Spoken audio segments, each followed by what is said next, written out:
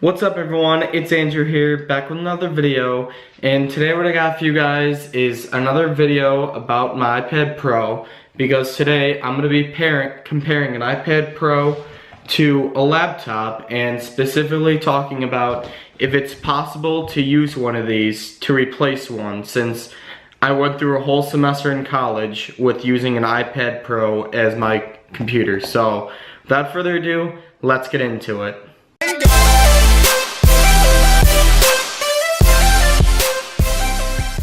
First thing I need to get out of the way is there will be some difficulties when trying to use an iPad as a computer, and the main limitation is that there is no Flash player on here. So in school, if you need to do anything with Flash, you need to go to the library or to a place with computers to do it on an actual desktop, which I had to do in my accounting homework this past semester.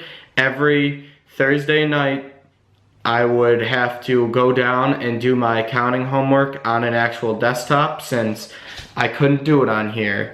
And with that being said, I do believe it is possible to switch to use this as a computer, as I did, but only with specific majors.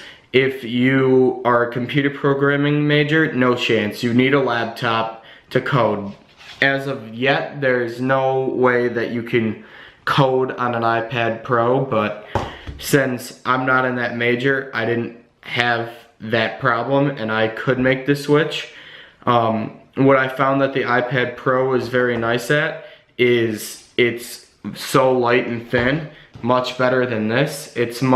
Even though this is only about 3 pounds for a laptop, it's pretty thin and light.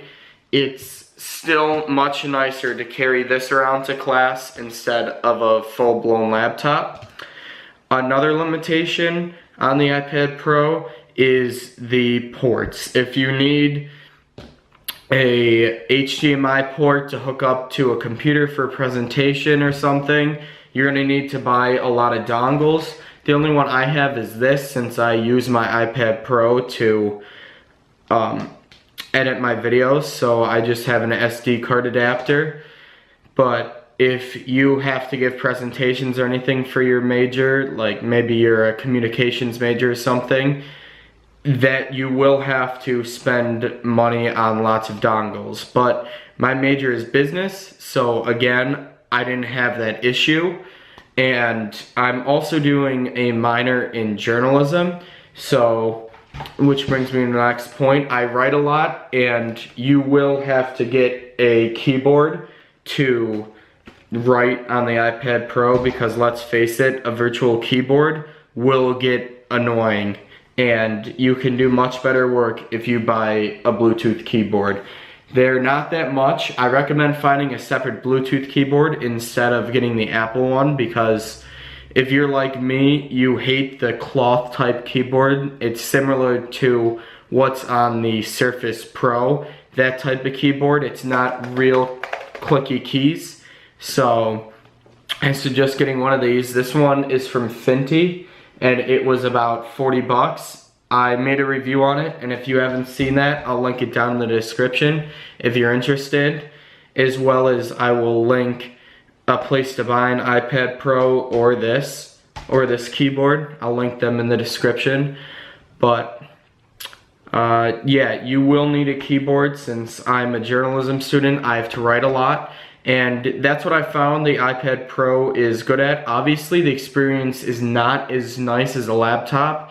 This keyboard is not as well built as this, and it lags since it's Bluetooth, but it will get the job done.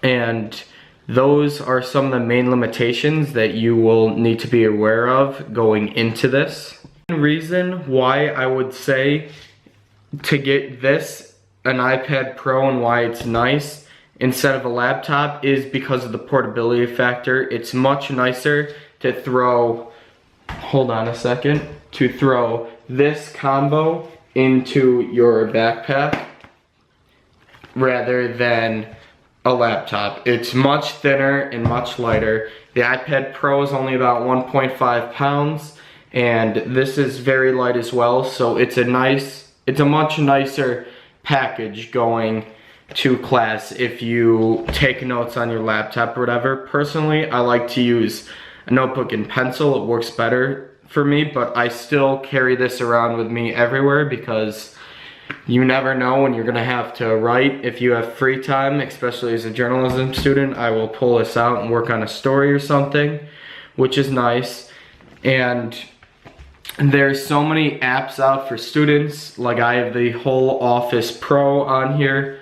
Not Office, I mean, I use Google Docs personally. You can get Office Pro on there and have Microsoft Word and Excel and all of that on there, but you will have to pay to actually make documents. You will have to buy a subscription to Microsoft, or you can use Apple's apps, but I prefer Google's versions of them all. They work for me, and I like having them sync to the cloud easier, so I can also reach them on my phone if I need to or whatever.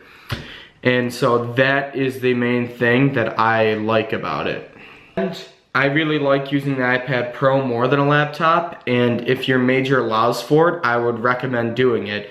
It's definitely difficult to make the switch, but I really like it in the end. And besides, really, in college, this is the ultimate Netflix machine. The speakers on here will blow a regular laptop away. But, you know, you still have to get your work done, obviously. But drop a like on this video if you've enjoyed. Comment below if you're using a laptop or thinking of making the switch to the iPad Pro. I will answer any questions anyone has in the comments. So hit me up down there. And like I said, I'll have links to the products I've mentioned in the description if you're interested. And subscribe if you're new. Have a nice day, and goodbye.